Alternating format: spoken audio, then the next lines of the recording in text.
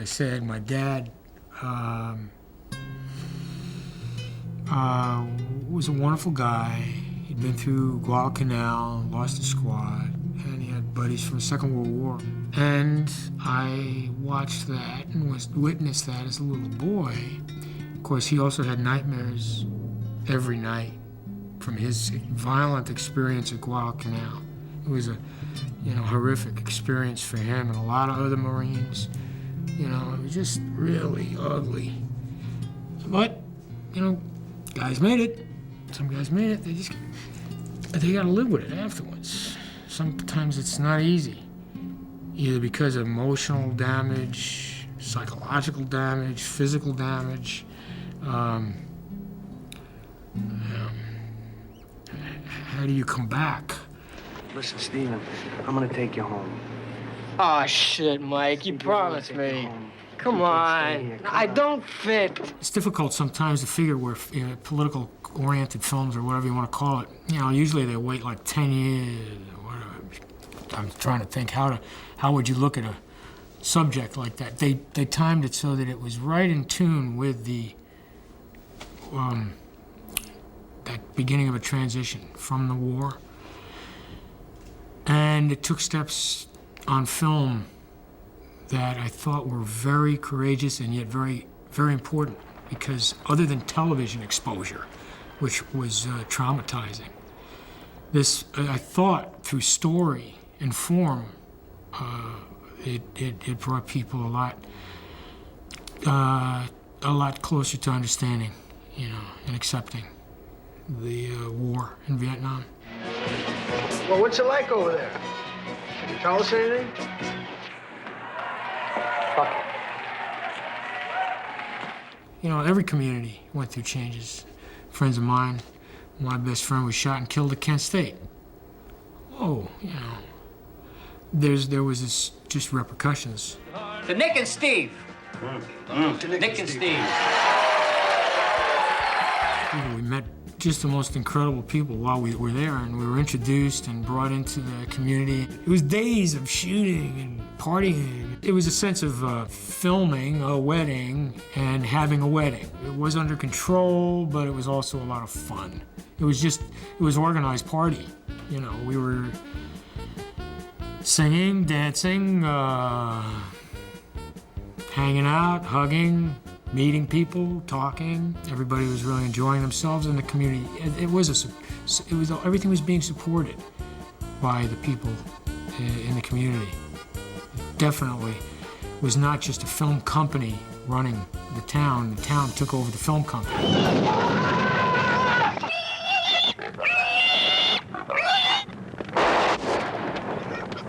Christ, I don't believe it. When we first met each other again on the field, I had been away from the guys for a while, and I got to Thailand and up on the River Kwai and the little camp and this and that. And I don't know if I saw too much of people, the guys, Chris and Robert, Bobby and Michael, until I got choppered into the mountains to go to the set to where we see Bobby in the movie.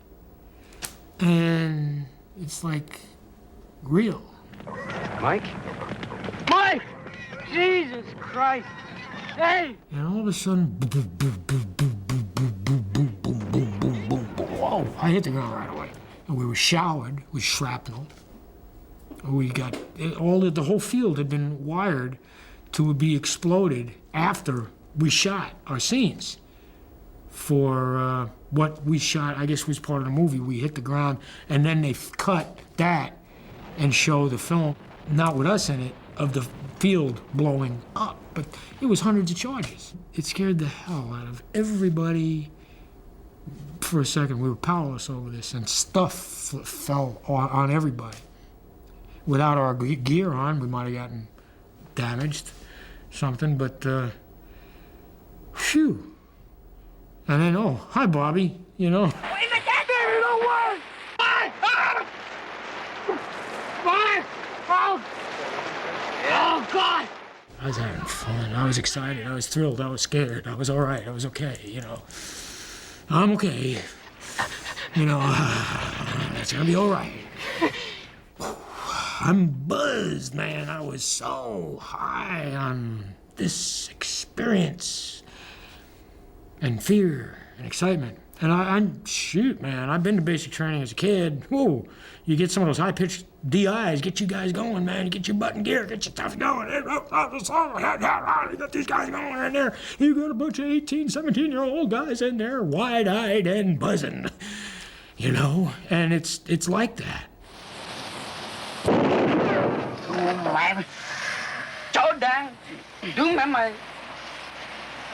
Hey, kid.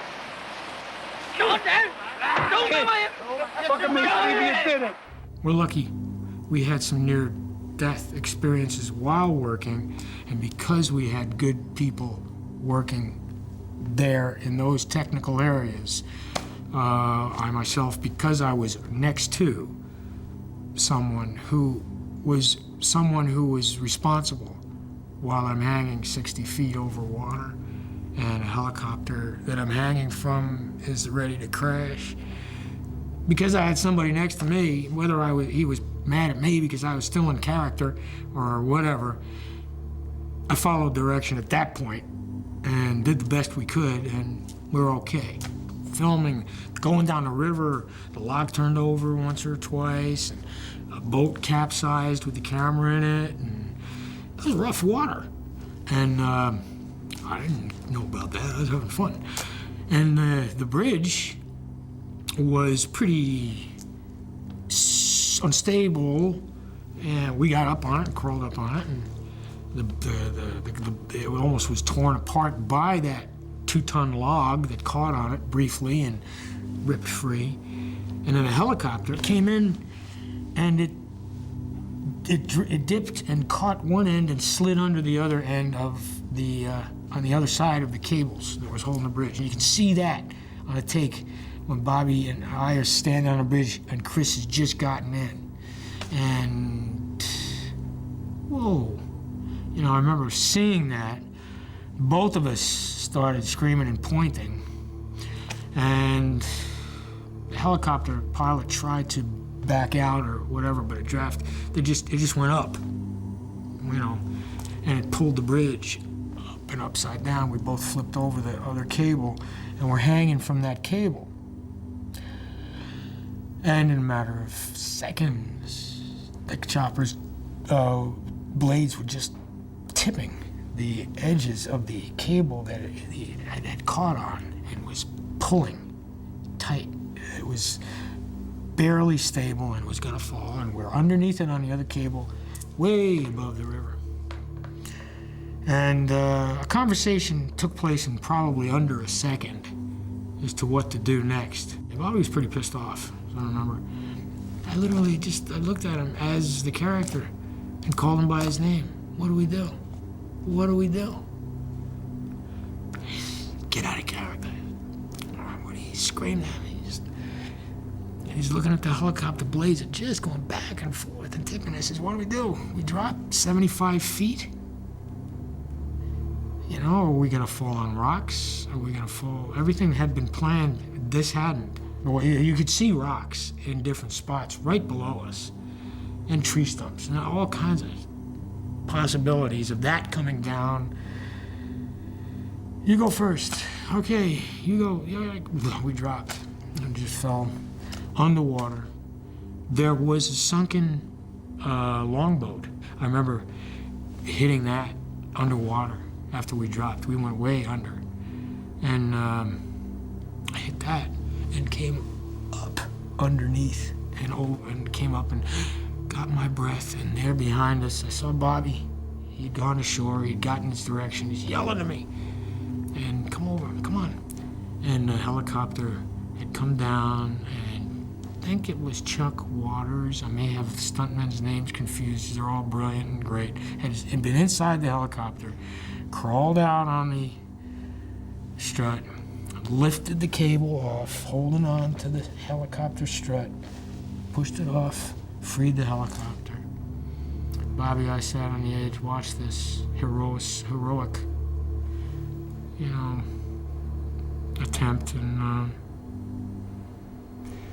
Well, I guess that's the last shot for that one, you know.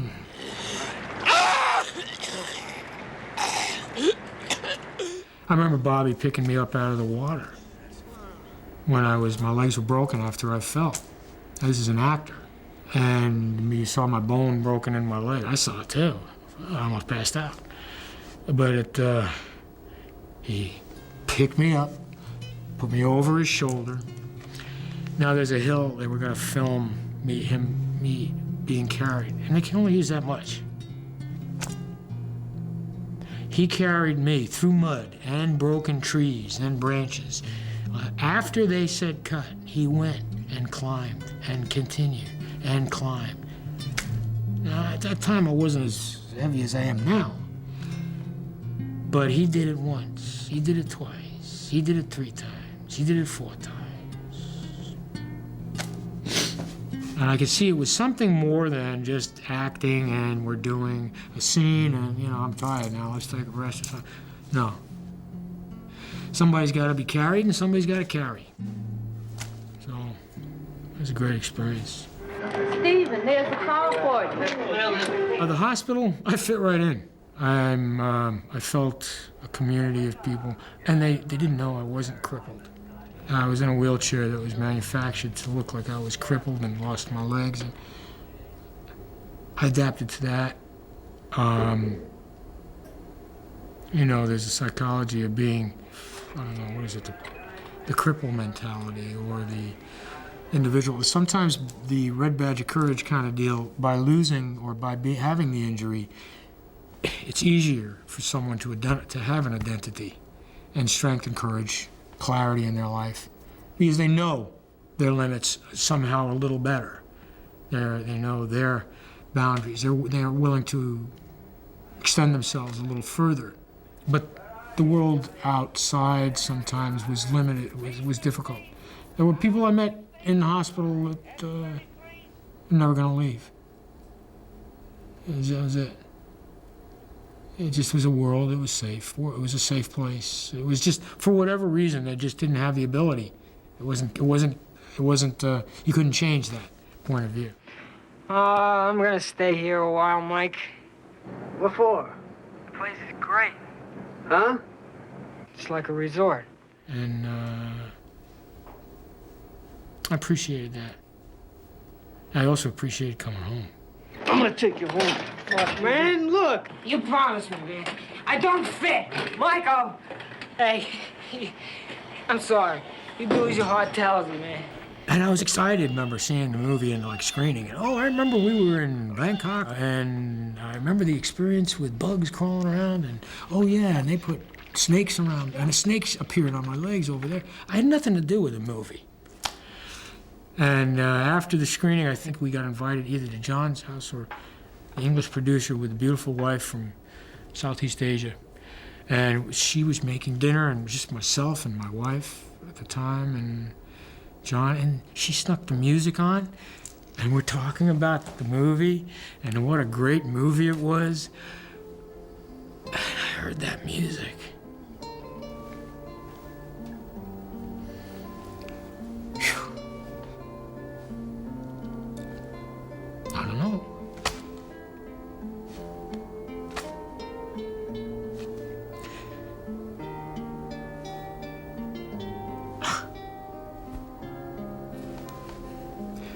I don't know.